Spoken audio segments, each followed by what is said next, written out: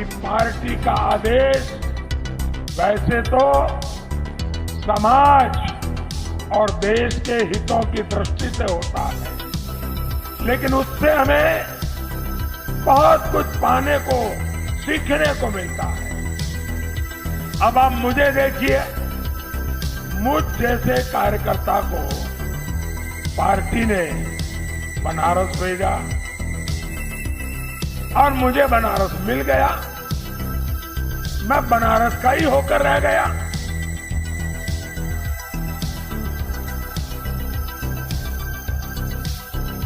काशी की सेवा का महादेव और मां गंगा के चरणों में बैठने का ये जो पुण्य लाभ मुझे मिला है, ये पार्टी ने ही दिया है। वैसे आज मुझे काशी के स्वर्गीय डोम राजा जगदीश चौधरी जी की कमी भी महसूस हो रही है। वो मुझ पर इतना स्नेह दिखाते थे कि मैं अभिभूत हो जाता था। साथियों, मैं 2014 में जब यहां आया था, तब संगठन से जुड़े कुछ लोग मुझे जानते थे, लेकिन आज जो प्यार, जो दुलार मुझे काशी के घर घर में, पूर्वांचल में, उत्तर प्रदेश में मिल रहा है, ये आप सब कार्यकर्ताओं, समर्थकों के कारण ही संभव हुआ है। मुझे तो आपने देश की सेवा की इतनी बड़ी जिम्मेदारी दी हुई है।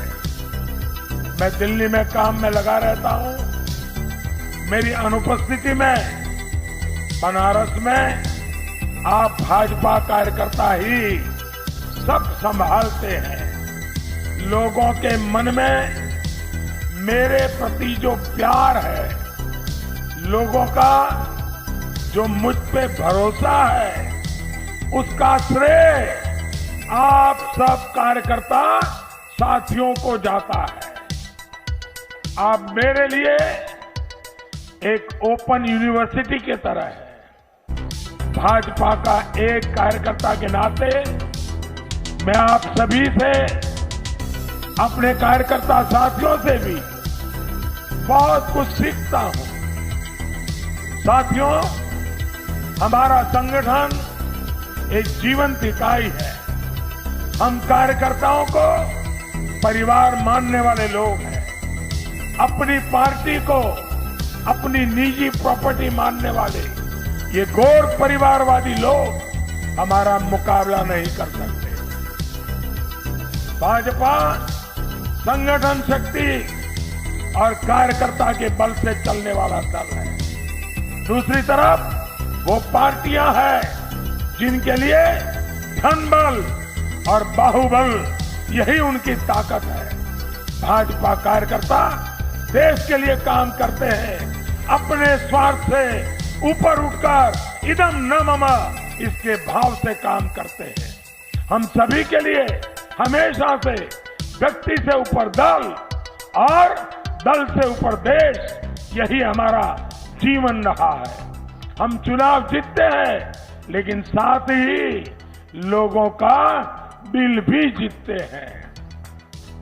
पहले जिन गौर परिवारवादियों ने सरकार चलाई, उनकी पार्टी की पहचान के साथ गुंडागर्दी और माफियावाद जुड़ा हुआ है। भारतीय जनता पार्टी की पहचान उसका कार्यकर्ता है और भाजपा कार्यकर्ता की पहचान उसकी सेवा है। कोरोना काल इसका ताजा उदाहरण है। इस दौर में पार्टी ने सेवा ही संगठन अभियान चलाया और मैं जानता हूं कि किस तरह भाजपा हर कार्यकर्ता जनसामान्य की सेवा के लिए लगा रहा। हमारे कार्यकर्ताओं ने लोगों तक राशन पहुंचाया, घर घर दवाइयां पहुंचाई, मास्क बांटे, जरूरत पड़ने पर रक्तदान किया, बुजुर्गों को इलाज की सुविधा जुटाने में मदद की। बनारस में कितने विदेशी नागरिक भी फंस गए थे, लेकिन काशी के लोगों ने और कार्यकर्ताओं ने उन्हें भी कोई तकलीफ नहीं होने दी। जनता जनार्दन की सेवा और राष्ट्रभक्ति का यही भाव लेकर आपको हमेशा लोगों के बीच जाने का जो हमें सूत्र मिला है, जिसको काशीवासियों ने सिद्ध किया है, ये मेरे लिए गौरव की बात है। हम सेवा करने ही राजनीति में आए। ये 1-2 दिन की रिहर्सल नहीं, 1-2 साल का कोर्स नहीं, बल्कि ये सेवा एक महायज्ञ है जो जीवन की आखिरी सांस तक अनावरत चलते रहना चाहिए। साथियों, अभी शिवरात्रि आने वाली है। पूरे देश से लोग काशी आएंगे। बाबा भोलेनाथ के दर्शन के लिए लोग घंटों लाइन में लगते हैं। काशी में आए बाबा के भक्त बाबा के ही रूप होते हैं। हमें इसी भाव से शिवरात्रि के अवसर पर हर श्रद्धालु की सेवा करनी है। करेंगे ना? हर श्रद्धालु की सेवा करेंगे ना?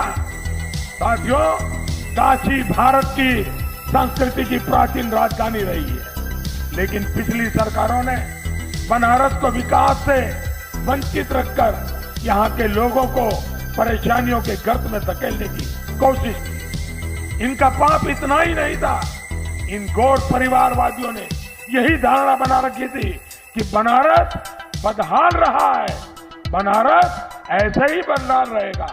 लेकिन महादेव के आशीर्वाद से आज बनारस बदल रहा है।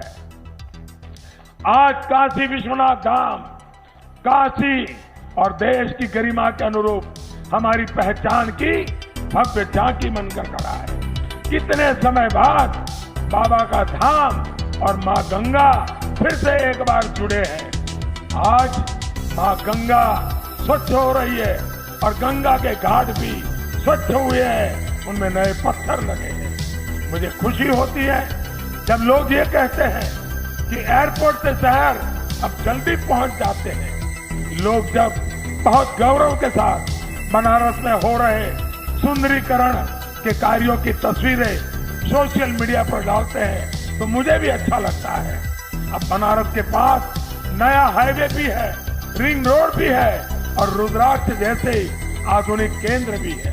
भाइयों बहनों, जब ये गौर परिवारवादी सरकार में थे तो यूपी के विकास के लिए, गरीबों के लिए हम जो भी काम लेकर आते थे उसमें ये अड़ंगा लगा देते थे। लेकिन बीते 5 साल में डबल इंजन की सरकार ने यूपी के विकास की पूरी ईमानदारी से कोशिश की है। आज यूपी की जनता इस बात को समझ रही है, यूपी में हुए विकास कार्यों को देख रही है। लेकिन मैं चाहता हूं आप सभी भाजपा के कार्यकर्ता लोगों को इन कार्यों के बारे में निरंतर जागरूक करते रहें। स्वास्थ्य के क्षेत्र में हमने जो काम किया है वो यूपी में मेडिकल कॉलेजों की संख्या से पता चलता है। 2017 से पहले यूपी में प्राइवेट और सरकारी मिलाकर कुल 33 मेडिकल कॉलेज थी। आज यूपी में प्राइवेट और सरकारी मेडिकल कॉलेजों की संख्या 65 हो गई, करीब करीब डबल। ये है भाजपा सरकार के काम करने की रफ्तार।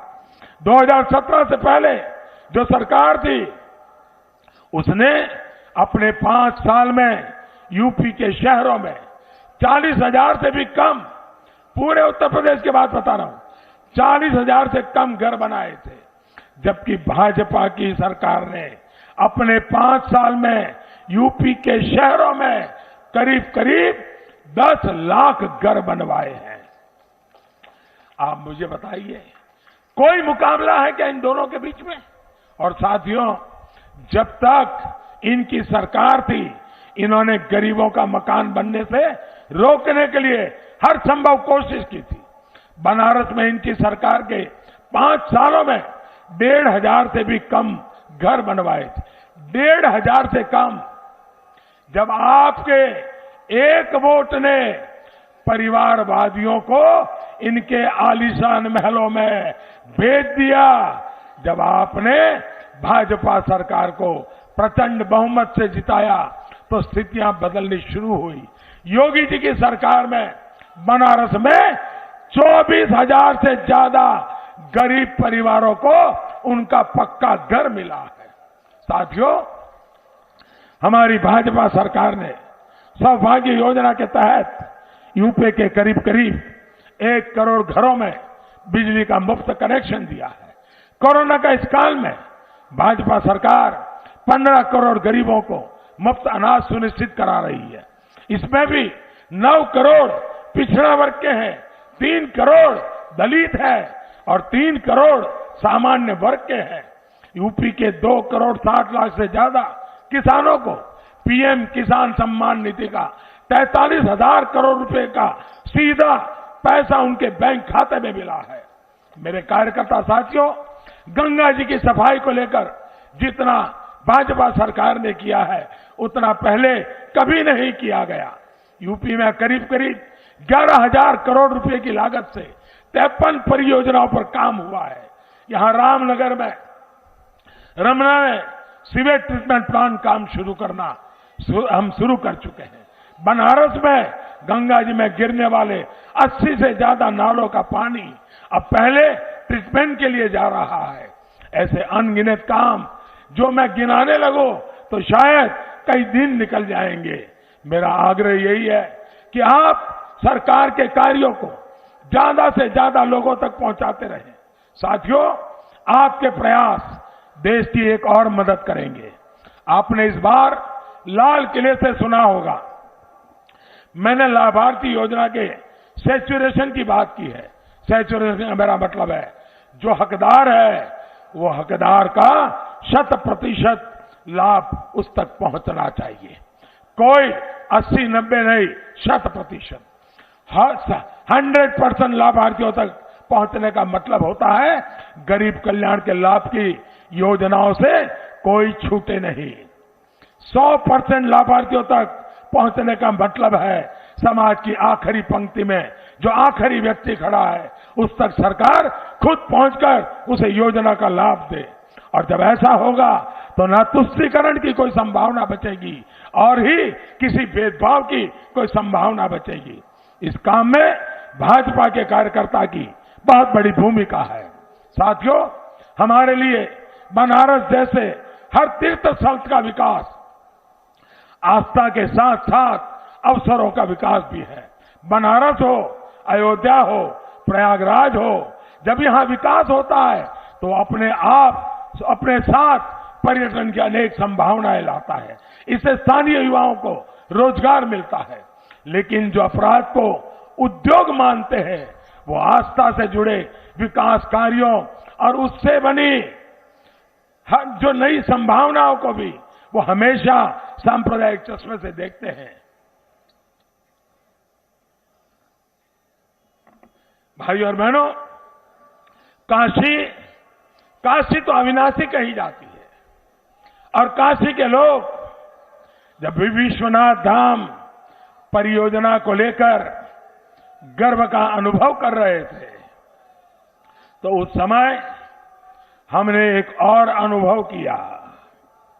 हम सभी ने देखा कि भारत की राजनीति में कुछ लोग किस हद तक नीचे गिर गए हैं। मैं किसी की व्यक्तिगत आलोचना करना पसंद नहीं करता और न ही किसी की आलोचना करना चाहता हूं, लेकिन जब सार्वजनिक रूप से काशी में मेरी मृत्यु की कामना की गई तो वाकई मुझे बहुत आनंद आया, मेरे मन को बहुत सुकून मिला। मुझे लगा कि मेरे गौर विरोधी भी ये देख रहे हैं कि काशी के लोगों का मुझ पर कितना स्नेह है। उन लोगों ने तो मेरे मन की मुराद पूरी कर दी। इसका मतलब ये कि मेरी मृत्यु तक न काशी के लोग मुझे छोड़ेंगे और न ही काशी मुझे छोड़ेगी।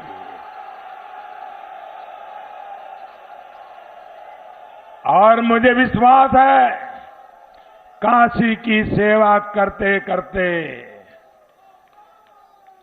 अगर मेरी मृत्यु लिखी होगी तो इससे बड़ा जीवन का सौभाग्य क्या होगा। बाबा भोलेनाथ के भक्तों की सेवा करते करते, अगर भक्तों की सेवा करते करते चला जाओ तो इससे बड़ा सुख क्या हो सकता है। साथियों, उन गौर परिवारवादियों को मालूम नहीं है ये जिंदा शहर बनारस है। ये बनारस मुक्ति के रास्ते खोलता है और अब बनारस विकास के जिस रास्ते पर चल पड़ा है वो देश के लिए गरीबी से मुक्ति के रास्ते भी खोलेगा, अपराध से मुक्ति के रास्ते खोलेगा।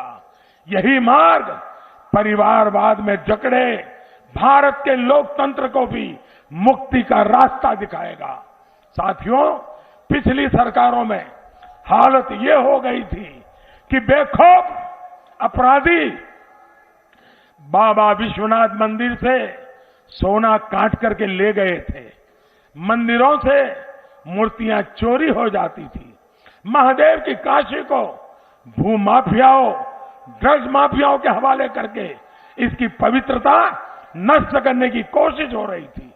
काशी में घाटों पर, मंदिरों पर बम विस्फोट होते थे। आतंकी बेखौफ थे क्योंकि तब की समाजवादी सरकार उनके साथ थी। सरकार आतंकियों से खुलेआम मुकदमे वापस ले रही थी, लेकिन काशी कोतवाल बाबा काल भैरव के आगे इनकी चलने वाली थी क्या? त्रिशूल के आगे कोई माफिया, कोई आतंकी कभी टिक सकता है क्या?